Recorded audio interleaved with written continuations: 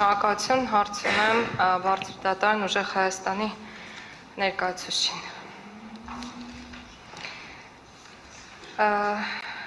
Ես ուզում եի հարցնել ձեր քաղաքական ուժի վերաբերմունքն ինչպիսին է կոռուպցիայի եւ ընտրակաշառք տալու հետ կապված, արդյոք պարսավելի երևույթ համարում եք դրանք, բայց արդեն պատասխանեցիք այդ հարցին, այս հարցը բաց կթողնեմ եւ կտամ հետեւյալ հարցը։ Ես ձեր նախորդ պատասխաններից իրականում չհասկացա, թե դուք ասում եք այս ընտրությունների ընթացքում ընտրակաշառք չի բաժանվել, թե ընտրակաշառք բաժանվել է, բայց ձեր քաղաքական ուժի հետ կապ չի ունեցել։ Սահմանադրական դատարանում, հաշվի առնելով, որ գտնվում ենք դատաքննության փուլում, իմ կողմից կատարվող պնդումները պետք է լինեն փաստահեն։ Ընտրակաշառք բաժանել կամ ընտրակաշառք բաժանված լինել եզրույթը արձանագրելու համար պետք է ունենանք օրինական ուժի մեջ մտած դատավճիռ։ Վստահ եմ, որ այստեղ ներկա գտնվող բոլորն էլ կհամաձայնվեն այն դիրքորոշման հետ, որ հանցանքի վերաբերյալ վերջնական դատողության համար պետք է ունենանք բոլոր պարտադիր վավերապայմանները։ Իդեպ հակակոռուպցիոն կոմիտեն պատահական չէր, որ բոլոր դեպքերում օգտագործում էր առերևույթ բառակապակցությունը։ Հիմա նույն հաջողությամբ ոնց կարող ենք նման դատողություն անել։ Բայց այլ հարց, կարող եմ ասել, որ այդ վիճակագրությանը ծանոթացել եմ, որ ընդհանուր առմամբ 258 մեղադրյալ կա, 258, որոնցից տեղյակ եք, որքանն են ձեր ուժի ներկայացուցիչները, մասնավորապես ձեր ընտրական ցուցակով առաջադրված падգամավորների թեկնածուները։ Գիտեք, դա եւս առանձին տողով ներկայացված էր, կարծես, եթե չեմ սխալվում, 180 կամ 182 եւ միաժամանակ քաղաքացիական պայմանագրի նկատմամբ 0։ Եթե չեմ սխալվում, քննչական կոմիտեում կա 1 վարույթ ընտրական։ Այո, քննչական կոմիտեում 1 վարույթ քաղաքացիական պայմանագրի վերաբերյալ կա։ Խնդրում եմ սխալ ինֆորմացիա չտրամադրել բարձր դատարանին արդեն որերորդ անգամ։ Ինչպես է ստացվում, որ ձեր ուժից падգամավորության թեկնածուներին առաջադրվում է մեղադրանք, շատերի կամ որոշների նկատմամբ ընտրված է խաբամամիջոց, ընդ որում շատ դեպքերում այդ խաբամամիջոցը ընտրված է դատարանի կողմից, այսինքն ենթադրվում է, որ հիմնավոր կասկածի շեմը դատարանը հաղթահարված է համարել եւ օրինակ անուններ էլ կարող եմ տալ Վրույր Այվազյան, Լևոն Վարշավյան, Վերժինե Ստեփանյան, Լևոն Ալբանդյան, Դավիթ Ղազինյան, Հայկ Սուքեսյան եւ այս ցանկը շարունակելի է։ Ու այս պայմաններում անհասկանալի է, թե ինչպես կարող եք ձեր թիմին չվերագրել սա։ Դուք անդադ շեշտում եք, որ ոչ թե խնդրային է տեղի ունեցածը ընտրական process-ի հետ կապված ենթադրել հանցագործությունների համատեքստում, այլ խնդրային եք փորձում ներկայացնել հակակոռուպցիոն կոմիտեի կամ քննչական մարմինների կողմից իրենց օրենքով վերապահված լիազորությունների իրականացումը։ Ճիշտ եմ հասկանում։ Հարցադրումը այդքան էլ հստակ չէր, բայց ես թույլ տվեք պատասխանեմ։ Կարող եք նաև այդ ցանկում, որ ներկայացնում եք, վկայակոչել Գոհար Ղումաշյանի դեպքը, որի վերաբերյալ եւս կար դատարանի որոշում, որովհետեւ ներկայացվել էր տնային կալանքը որպես խաբհաման միջոց ընտրելու միջնորդություն, հետագայում ոնց տեսակ օրինակ մեկ դրվագով այն ընդհանրապես քրեական հետապնդումը դադարեցվել է։ Հիմա արդյոք այդ ձեր թվարկած մեր այլ գործընկերների վերաբերյալ քրեական վարույթները հենց այդ ճակատագիրը միջդատական վարույթում կամ դատաքննության փուլում չեն ունենալու։ Եթե դրա երաշխիքը կա, ասեք իմանանք։ Հակված եմ կարծելու, չնայած նրան, որ այո, մեզ մոտ իրավապահ համակարգի ընդհանուր կառուցվածքային իմաստով խնդիրները կան նաև դատական համակարգի մասով, բայց ես իսկապես դեռևս չեմ կարող հավատս կորցնել, որ անմեղության կանխավարկածը գոյություն ունի։ Եվ հնարավոր է օրինակ ձեր թվարկած դեպքերից, իդեպ մեկը ենթադրենք Վրույրի վերաբերյալ դեպքը, այ վերաբերում է միասնության թևերի կողմից հրապարակված այդ ձայնագրությանը նման մի իրավիճակի, բայց այո, վերույրի նկատմամբ ներկայացվել էր կալանքը որպես խափանման միջոց ընտրելու միջնորդություն եւ կա դատարանի որոշում, որ վերջինս լինի տնային կալանքի պայմաններում, բայց քաղաքացիական պայմանագրի օգտին նման գործողություն ենթադրաբար եւ առերևույթ կատարած անձի նկատմամբ դեռ նույնիսկ մեղադրանք չկա։ Հիմա այս իրավիճակում այո իմ պնդումը հետեւյալն է. անմեղության կանխավարկածը բոլորի դեպքում պետք է հարգվի։ Լինի դա այդ մեկ դեպքը քննչական կոմիտեում, դե հակակոռուպցիոն կոմիտեում չկա ընդհանրապես, բայց այդ մեկ դեպքը քաղաքացիական պայմանագրի նկատմամբ, թե լինի 182 դեպքը ուժեղ Հայաստանի նկատմամբ, որից մեկը օրինակ Փեսայի եւ Աներոջ միջև խոսակցությունն է Քյաբաբի վերաբերյալ, որը հակակոռուպցիոն կոմիտեն ամբողջ զայնագրությունը չի հանրայնացնում, որտեղ մարդիկ ծիծաղում են իրար հետ, խոսելով Քյաբաբի մասին, հիմա կներեք բարձր դատարան, որ սա դառել է դատաքննության առարկա, բայց դե ձայնագրություններից են։ Պարոն Վարդանյան, ձեզ ինչ-որ բան պետք է հուշի, թե ինչու են այդ ձայնագրությունները այդքան մեծականակ, որոնք վերաբերելի են ձեր քաղաքական ուժին։ Կարծում եմ, այդ նույն տրամաբանությամբ մեր հասարակությանն էլ է այդ հուշումը հասանելի։ Ենթադրվում է, որ օբյեկտիվ իրականության մեջ ուղղակի դեպքերն են շատ, որոնք վերագրվում են կամ կարող են վերագրվել ձեր քաղաքական ուժին, բայց իմ հարցը փոքրինչ այլ է։ Նախ ուզում եմ ասել, Գոհար Ղումաշյանի դեպքը բացարձակ ձեր օգտին չի խոսում, որովհետև գործընկերը մեկնաբանեց արդեն, հավաքվել են ինչպես մեղքը հիմնավորող, այնպես էլ հերքող ապացույցներ եւ մի դրվագով գործ ուղարկվել է դատարան։ Եվ այն, որ դուք այդ գործի մասին խոսում եք, փաստում է ձեր ուժի կապը եղելության հետ։ Հիմա իմ հարցը հետևյալն է. ըստ ձեզ, որ դուք անդադ խոսում եք ձայնագրությունների մասին, այդ ձայնագրությունները կեղծ են թե ոչ։ Հակակոռուպցիոն կոմիտեի կողմից հրապարակված ձայնագրություն, եթե ասում եք, որ սրբագրված են այդ ձայնագրությունները, այսպես կոչեմ, ձայնագրությունները օբյեկտիվ իրականությանը համապատասխանում են թե ոչ։ Անկեղծ նենց կցանկանայի այդ հարցին պատասխան տալու հնարավորություն ունենայի, որովհետև այդ գործերով մի քանիսով, իդեպ Գոհար Ղումաշյանի դեպքը, որ վկայակոչում եմ, պաշտպանյալս է։ Ես այդ գործով որպես պաշտպան ներգրավված եմ։ Ու իդեպ այդ բոլոր դեպքերով, որտեղ ձայնագրությունները կան, վստահ եմ բարձր դատարանը կկիսի իմ այն դիրքորոշումը, որ ձայնագրությունների վերաբերյալ փորձաքննություն պետք է արվի։ Դրանով պարզելու համար դրա եղելությունը։ Հիմա օրինակ դուք ձայնագրություններն եք, չէ՞ վկայակոչում։ Բա Ղազենյան Դավիթի դեպքը դրա համար եմ նաև վկայակոչում։ Այնտեղ Ղազենյան Դավիթի մի հատ ձայնագրություն չկա։ Ղազենյան Դավիթը ոչ միտեղ չկա։ Ես իդեպ սա իսկապես շատ կարևորում եմ այս հարցադրումը։ Պատկերացրեք 2026 թվականի ապրիլ ամսից նշված դեպքով օպերատիվ հետախուզական միջոցառումներ են իրականացվում։ Բայց Ղազենյան Դավիթը ոչ մի տվյալով չկա։ Այսինքն բոլորը կան, նշված մեր հարգարժան կանանց, տղամարդկանց խոսակցությունները կա, բայց Ղազենյան Դավիթի խոսակցություն չկա, բայց Ղազենյան Դավիթը կալանավորված է։ Հիմա այս ամեն ինչի համակցությունը ձեր մոտ, ես էլ կարամ ռետորական հարց տամ, ձեր մոտ ինչ-որ տպավորություն չի առաջացնում, որ ստեղ մի բան ոնց որ է ինչի։ Պարոն Վարդանյան, ես չեմ պատասխան ձեր հարցին, որովհետև ռետորական էր հարցը, բայց ամեն դեպքում հարցը հետևյալն է, ավելի կոնկրետ փորձեմ ձևակերպել։ Դուք անընդհատ նախորդիվ ձեր խոսքում նշեցիք մասին եւ տպավորությունը առնվազն այն էր, որ այդ ձայնագրությունները կամ չեն համապատասխանում իրականությանը, կամ եթե համապատասխանում են, ձեզ վերաբերելի չեն։ Միևնույն ժամանակ դուք ներողություն եմ խնդրում, ասում եք, որ քննչական մարմինները աշխատել են ձեզ թիրախավորելով։ Հիմա հարց. Եթե պրոցեսը չի եղել օրենքի հիման վրա եւ քննչական մարմինները չեն կատարել օրենքով իրենց վերապահված լիազորությունը եւ ուղղակի թիրախավորել են ձեզ, օրինակ կատարել են քաղաքական պատվեր։ Քանի հաղորդում եք ներկայացրել ակնհայտ անմեղ անձին քրեական պատասխանատվության ենթարկելու համար, քանի հաղորդում եք ներկայացրել ակնհայտ անարդար դատական ակտ կայացնելու վերաբերյալ, որովհետեւ այս ամենում կան նաև դատարանները, որոնք հիմնավոր կասկածի շեմը հաղթահարած համարելով շատերի, այդ թվում ձեր քաղաքական ուժի ներկայացուցիչների նկատմամբ կիրառել են խափանման միջոցներ։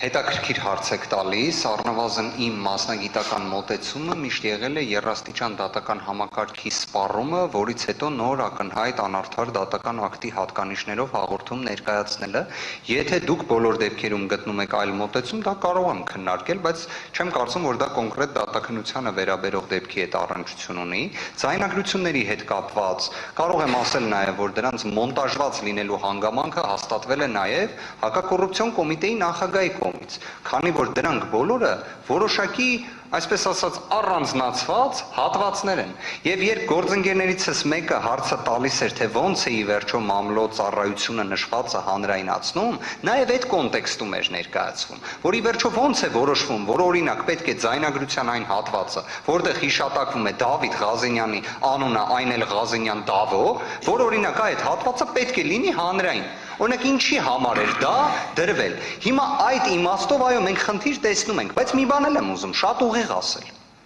Մենք խնդիրը հատկապես տեսնում ենք ինչ կոնտեքստում, որ դրանով անմեղության կանխավարկածի հետ է բախումը լինում, այսինքն դրա այդ աստիճան հանրայնացումը, բայց ինքնին քրեական վարույթ հարուցելը քավլիցի։ Թող հարուցեն իհարկե։ Հիմա պատկերացրեք մեր դիմումում մենք ոչ թե հիշատակում ենք, որ ինչի համար են ընդհանրապես քրեական վարույթներ հարուցվում։ Ոչ,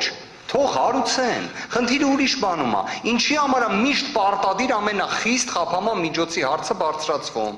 Ինչի համար անմեղության կանխավարկած անտեսվում։ Սա է մեր դիրքորոշումը։ Շարժություն տեղափոխվեցինք, համեցեք։ Դրա մասին հարց չի հնչել, հաջորդ հարցը, որ կտամ, տալիս եմ նաև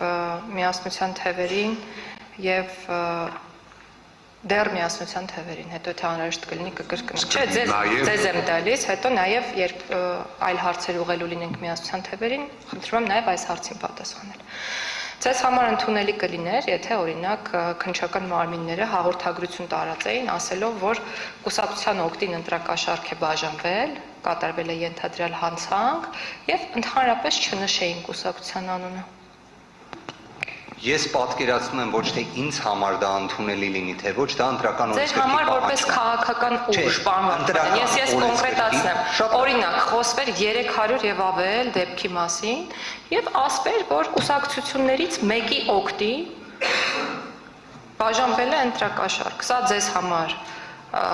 ընդունելի կլիներ եւ իրավական կլիներ, ըստ ձեզ։ Ես կարծում եմ Սահմանադրական իրավունքի, քրեադատավարական իրավունքի եւ իրավունքի բոլոր ճյուղերից ընտրական օրենսգրքի կարգավորման տեսանկյունից հենց այդպիսին պետք է լիներ։ Ավելին, պարոն Հովակիմյանի գրությունը դրա մասին էր, շահեկանի խնդիր չկա։ Տիկին Գալյան, կներեք, բայց օբյեկտիվ լինենք մի հարցում, խոսքը 182 դեպքի մասին է, որոնք ընդհանրապես անմեղության կանխավարկած չեն հաղթահարել։ Այստեղ շահեկանի, չշահեկանի խնդիր չի, սև PR չլինելու մասին։ Շատ լավ, պարոն Վարդանյան, սև PR կլիներ մյուս կուսակցությունների հանդեպ իմ ենթադրությամբ եւ համոզմամբ իրականում, բայց ես խոսքը նաեւ կուզեի փոխանցել այլ կուսակցությունների կամ դաշինքների ներկայացուցիչներին։ Հաջորդ հարցը, շեղվելով մի քիչ հակակոռուպցիոն կոմիտեի գործառույթներից, ինչու է պայմանավորված Սահմանադրական դատարան նման ճակերտների մեջ ծանր մեղադրանքներով ձեր կողմից դիմում ներկայացնելուն զուգահեռ նորընտիր խորհրդարանում պատգամավորական մանդատներ վերցնել կամ չվերցնելն ուղղված ձեր հանրային խոսքը։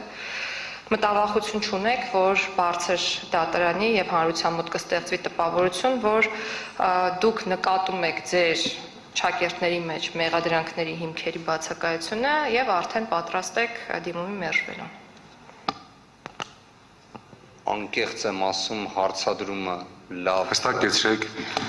Դուք դիմում եք ներկայացրել, որպեսզի ընտրության արդյունքները ճանաչվեն անբավեր եւ զուգահեռաբար շատ ակտիվ ձեր քաղաքական ուժը քննարկում է մանդատներ վերցնել չվերցնելու հարցը։ Կներեք, ես կարող եմ հետեւյալը ասել, որ մեր ուժը մանդատներ վերցնել, չվերցնելու հարցը բացառապես միշտ ընդգծում է, որ Սահմանադրական դատարանի որոշումից հետո կարող է դա քննարկվել, նույնիսկ այսօր ինքս, որպես կուսակցության խորհրդի անդամ, որպես դաշինքը ներկայացնող падգամավորի տեխնացու ուղիղ ասել եմ, որ անընդունելի է մինչև Սահմանադրական դատարանի որոշումը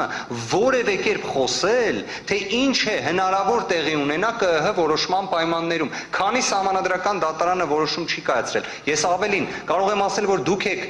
դուք ասելով ոչ թե անձնապես դուք, այլ ձեր ուժն է որոշակի նման վարքագիծ դրսևորում, այն իմաստով, որ դեռ Սահմանադրական դատարանը դատաքննության փուլում է, երեկոյան ժամը 22:00-ն է, բայց դուք արդեն որոշում եք, թե ով պետք է լինի ազգային ժողովի նախագահի տեխնացու։ Այ դա է կարծում եմ խնդրահարույց։ Շատ լավ, ես հենց հարց ունեմ այդ մասին ձեզ։ Ինչու են ընտրատեղամասերը փակվելուն պես ժամը 20:00-ի սահմանում Նարեկ եւ Սամվել Կարապետյանները հայտարարել, որ հաղթանակը մոտ է եւ պետք է ուշադիր լինել հաշվարկի ժամանակ վերջնական հաղթանակը գրանցելու համար ու այդ պայմաններում հիմա եկել եք բարձր դատարան եւ պնդում եք, որ նախընտրական փուլում ընտրությունների վրա այնպիսի մեծ ազդեցություն է նկատվել ձեր կողմից, որ դրա հիմքով ընտրությունները պետք է անվավեր հայտարարվեն։ Հակասություն այս երկու իրավիճակների մեջ չեք տեսնում։ Անկեղծորեն հակասություն չեմ տեսնում, ավելին, եթե դուք իմ գործընկերներիս նաև հայտարարություններն ուշադրություն դարձնեք, նաև հենց իդեպ Սամվել Կարապետյանի, Նարեկ Կարապետյանի, քանիցս խոսվել է նրա մասին, որ քաղաքացիական պայմանագրի կողմից իրականացվող գործողությունները հանդիսանում են ընտրախախտումներ, որոնք ազդեցություն են ունենում ընտրական գործընթացի վրա։ Ավելին, դուք օրինակ հիշատակեցիք 20:00-ից հետո Նարեկ Կարապետյանի եւ Սամվել Կարապետյանի հայտարարությունը, բայց դուք չհիշատակեցիք քաղաքացիական պայմանագիր կուսակցության падգամավորի տեխնացու, միաժամանակ նաեւ Հայաստանի Հանրապետության վարչապետի ասուլիսը գիշերը ժամը 02:00-ի սահմաններում, եթե չեմ սխալվում, Նիկոլ Փաշինյանի կողմից երեկոյան ժամին էր, դեռ կենտրոնական ընտրական հանձնաժողովը ինտենսիվ աշխատանք էր կատարում ձայների հաշվարկի հետ կապված, մենք իդեպ վստահված անձանցից դեռ ամբողջական բնավ տեղեկություններ չունեինք, 30%-ի շրջանակում էր մեր ստացած տվյալները, Նիկոլ Փաշինյանը հայտարարեց, որ հաղթել է ընտրություններում։ Իդեպ լրագրողներից մեկն էլ հարց տվեց, ասեց, իսկ քանի տոկոս է կազմել ձեր ձայները, ասեց, չգիտեմ։ Դուք կարող եք մեզ հարցեր տալ, բայց զարմանալիորեն չտվեցիք, բավարարվեցիք դուք մեկ հարց տալու ընդամենը, բայց հիմա դուք կարող եք սկզբից մեզ հարցեր տալ, եթե դրանք ձեզ հետաքրքրում, դրանց պատասխանները ձեզ հետաքրքրում էին։ Մի խանգարեք ժամանակը կարճ է ավելի, պարոն Վարդևանյան։ Վարգելիներս մի րոպե, մի խանգարեք նիստը։ Դուք պնդում եք, որ Համեցեք Կինդալյան։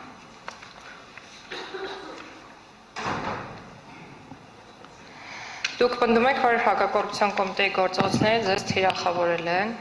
արդյոք քննչական մարմինների օրենքով սահմանված հանցագործությունների բացահայտման ուղղված գործողությունների հետևանքով ստացել եք ավելի քիչ քվե, քան ակնկալվում էր, որ կստանայիք, եթե հակակոռուպցիոն կոմիտեի կամ քննչական այլ մարմնի կողմից ընտրակաշառքի բացահայտման գործընթացը ավելի դանդաղ լիներ։ Օրինակ, եթե այո, ապա ինչպես եք չափում կորցրած քվեների քանակը։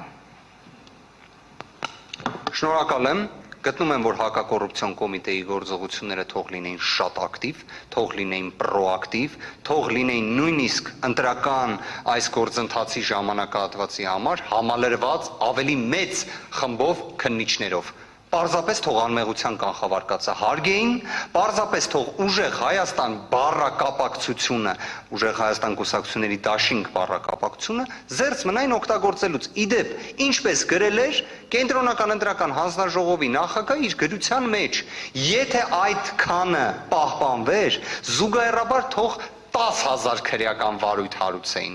Եթե տենց լիներ, հարուցել են 125-ը, Մեղադրյալը 258-ն է, Քավլիցի թող լիներ ավելի ակտիվ գործողությունները, որևէ խնդիր այդտեղ չեմ տեսնում։ Մեկ էլ թող ռեպրեսիվ գործողություններով չանեին, թող օրինակ լռության պահպանման օրը մարդկանց չձերբակալեին։ Օրինակ, թողելի հարկադրանքի միջոց, բայց ավելի նվազագույնի սկզբունքը իդեպ քրեական դատավարության նոր օրենսգրքով է նախատեսվել։ Հին օրենսգրքում դա չկար։ Զրուցան օրը իհարկե վերաբերում է քարոզարշավ իրականացնող անձանց, բայց ամեն դեպքում հիպոթետիկ եթե պատկերացնենք, որ դուք հարեիք այնպիսի քաղաքական ուժի, որի հետ ընտրակաշառքը կամ ընտրական կոռուպցիան չասոցացվեր եւ քննչական մարմնի հրապարակման մեջ չտեսնեիք որևէ դաշինքի կամ կուսակցության անվանում, դա ձեզ չէր արատավորի կամ վիրավորի։ Գիտեք, ես կարծում եմ հարցին պետք է նայենք համընդհանուր ստանդարտով, որ կուսակցությունը ուզում է լինի, ընդհանրապես անմեղության կանխավարկածը բոլորի դեպքում պետք է հարգվի, եւ նաեւ հենց նախընտրական քարոզարշավի շրջանակներում պետք է պարզապես ընտրական օրենսգրքի կարգավորումը, որը քանիցս հիշատակվեց, իսկապես հարգվեր։ Կենտրոնական ընտրական հանձնաժողովի նախագահի գրությունը հենց նշված կարգավորումից էլ բխում էր։ Այսինքն նախընտրական քարոզարշավի ընթացքում զերծ մնալ ու ընտրություններին մասնակցող որևէ ուժին արատավորելուց կամ դրանով իսկ վնաս պատճառելուց, բայց դա վստահ եղեք, ես այս պնդումը կարող եմ հաստատապես կատարել։ Հակակոռուպցիոն կոմիտեն, ազգային անվտանգության ծառայությունը, օպերատիվ հետախուզական միջոցառումներ իրականացնող իրավապահ մարմինները բնավ այդ հաղորդագրությունների անհրաժեշտությունը այն ծավալով, ինչպես այսօր է ներկայացում, դրա կարիքը չունեն։ Շատ էլ պատշաճ, շատ էլ արագ, շատ էլ արդյունավետ կերպով որևէ նման զազրելի դեպք կանխարգելող են։ Շատ լավ։ Ես ուզում եմ հարցնել հետևյալը. քանի քաղաքացի է ձեզ դժգոհ ընտրության արդյունքից, ինչ եղանակով են այդ քաղաքացիները, որոնց իրավունքները ենթադրաբար խախտվել են բողոքում, օրինակ ձեր կողմից ապօրինի, անհիմն, թիրախավորող, որակվող հետապնդումների համար մարդիկ, քաղաքասարակությունը, իրավապաշտպան կազմակերպությունները պայքարում են, թե ինչ եղանակով են պայքարում։ Արդյոք մենք լսել ենք հանրային խոսույթում այնպիսի մի բան, որ ասեն, վայ, այս ինչ եղավ, այս քաղաքական ուժի ներկայացուցիչներին տարան, հետապնդեցին, զրկեցին խոսելու իրավունքից եւ այլն։ Ուզում եմ մարդիկ, քաղաքացիները,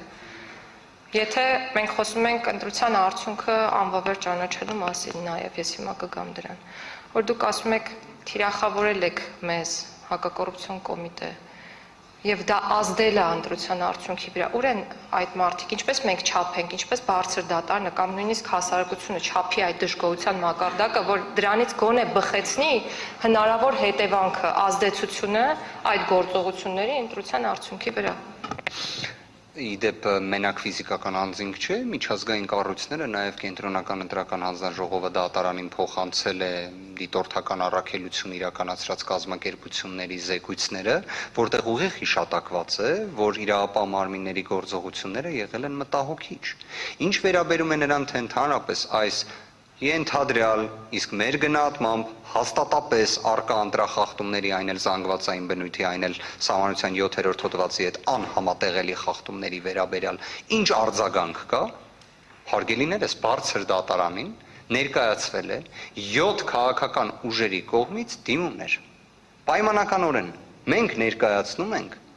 340,000-ից ավելի ձայն ստացած ուժին։ Ես հիմա ներկայացնում եմ մեր այդ հայրենակիցներին եւ իրենց դիրքորոշումն եմ փոխանցում դատարանին։ Եթե դուք հիմա հարցնելու եք, թե օրինակ 340,000 մեր հայրենակիցները որտեղ են, դա է ձեր հարցը։ Տվյալն է, կարող եք այդպես էլ հասկանալ, բայց ես ձեր փաստարկներից հասկանում եմ, որ հակակոռուպցիոն կոմիտեն այնպես է ազդել ձեր հեղինակության վրա, որ լիքը մարդ ձեզ չի կարողացել ընտրել դրա պատճառով։ Այսինքն ձեր թեզը շատ կարևոր հարց է։ Դա է, չէ՞, հիմա ավելի կամ, չգիտեմ, մարդիկ, որոնք որ դժգոհ են, օրինակ հակակոռուպցիոն կոմիտեի գործունեությունից, ինչու չենք լսել մենք այդ դժգոհությունը։ Եվ զուգահեռ իրականությունում կան իրավիճակներ, երբ որ քաղաքասարակությունը, քաղաքացիները, կոնկրետ անձանց նկատմամբ միջամտությունը համարում են ոչ այնքան համաչափ, եւ մենք բոլորի աղմուկը, ընդ որում որոշ դեպքերում ողջամիտ աղմուկը լսում ենք։ Եվ ես ձեզ հուշում եմ, որ դա կարող է լինել գործիք չափելու համար, արդյոք այդ ամենը ձեր կողմից նշված ընտրության արդյունքի վրա ազդել է եւ արդյոք կարող էր հանգեցնել անվավերության։ Ես կարծում եմ դուք իսկապես կարող եք ծանոթանալ նաեւ այն հաշվետվությանը, որը կից ներկայացրել ենք բարձր դատարանին, կարծես նաեւ ձեզ էլ է ուղարկվել կամ ձեր գործընկերներին, սա մեկ։ Երկրորդը Հակակոռուպցիոն կոմիտեի գործողությունների չափելիության տեսանկյունից խնդրում եմ դիտարկել նաեւ, որ իրենց կողմից կատարվող գործողությունները բողոքարկվում են, վիճարկվում են, դրա դեմ գործողությունները իրականացվում են իրավական տիրույթում։ Եթե դուք առաջարկում եք դրա վերաբերյալ այլ բնույթի գործողություններ, չեմ կարծում երևի դա է ձեր վկայակոչած հանգամանքը, բայց նույն օրինակ իրավապաշտպան կառույցները, որ վկայակոչեցիք, իրավապաշտպան կառույցները ասում են ԿԸՀ-ն պարտավոր էր վերաքվեարկություն աներ, ու ասում են, որ ԿԸՀ-ն վերաքվեարկությունը չանելով, այդ 2-3 ընտրատեղամասում մեծագույն խախտում է արել։ Իդեպ այդ գնահատականներից մեկը տալիս հենց ԿԸՀ-ի կողմից հավատարմագրված դիտորդը։ Պարոն Վարդանյան, հարցը քաղաքացիներին էր նաև վերաբերում, հատկապես վերջին մասով։ Իսկ ձեր պնդումներին մենք եզրափակիչ ելույթում միանշանակ անդրադառնանք։ Հիմա ներողություն արդեն անցա հաջորդ հարցը։ Ձեր դիմումում մատնանշված ենթադրյալ խախտումների հետ կապված որոշ հարցեր ունեմ։ Ձեր գնահատմամբ, ձեր կողմից նշված խախտումները, որոնք վերաբերում են օրինակ վարչական ռեսուրսի չարաշահման, ատելության խոսքին եւ այլն, քանի քվեի վրա են ազդել եւ ինչ մեթոդաբանությամբ եք հաշվարկել, հաջորդը խնդրում եմ նկարագրել, ներկայացնել այդ հետեւյալ պատճառական շղթան, պատճառահետևանքային կապի շղթան, խախտում, կոնկրետ ընտրողների կամահարտահայտության վրա ազդեցություն, քվեների փոփոխություն, ընտրությունների վերջնական արդյունքի փոփոխություն։ Այսքանը։ Շնորհակալ եմ։ Ես կրկին հողում կտամ այն հաշվետվությանը, որը փոխանցել ենք բարձր դատարանին, ըստ որի պատկերացրեք հայրենակիցներ, որոնք ունեցել են պատկերացում, որ պետք է իրենց քվեն տան ուժեղ Հայաստան կուսակցությունների դաշինքին կամ ընդդիմադիր ուժերին, հակակոռուպցիոն կոմիտեի ձայնագրությունների հետևանքով զերծ են մնացել իրենց ձայնը տալուց։ Այսինքն իրենց կարծիքը փոխել է։ Վարչական ռեսուրսի չարաշահման վերաբերյալ ես կարծում եմ դրա չափելի, կոնկրետավորված այ 1000 թե 10000 քվե, դրա մեխանիզմը առկա չի։ Այլ հարց, դա ինքնին էական ազդեցություն ունի, թե չէ։ Ես օրինակ կարծում եմ ատելության խոսքի մասով հատկապես այն ինչը տեսել ենք Արաբկիր վարչական շրջանում, այն ինչը տեսել ենք օրինակ, որ եթե X քաղաքական ուժը չի ստանում սահմանադրական մեծամասնություն, սեպտեմբերին Հայաստանում պատերազմ է լինելու, դրա հետևանքը անչափելի է, որովհետև դրա էական ազդեցությունը հենց էական ազդեցությունն է։ Շատ լավ, ատելության խոսքի մասով իմ գործընկերը հարց կողի։ Ես մեկ հարց ունեմ պարոն Օրբելյանին, ամբիոնից պատասխանատու հայտարարություն արեցիք կամ հակառակն էր հայտարարության որակումը, գուցե ես եմ սխալ լսել։ Ինչ որ մեկին էիք ցիտում կամ ինձ այդպես թվաց, չհասկացվեց ինչի մասն էր խոսքը, ասացիք ԿՊ-ն ամենաշատ ընտրակաշառք բաժանածն է։ Խնդրում եմ նորից ասեք, թե ինչի մասին էիք խոսում։ Yes.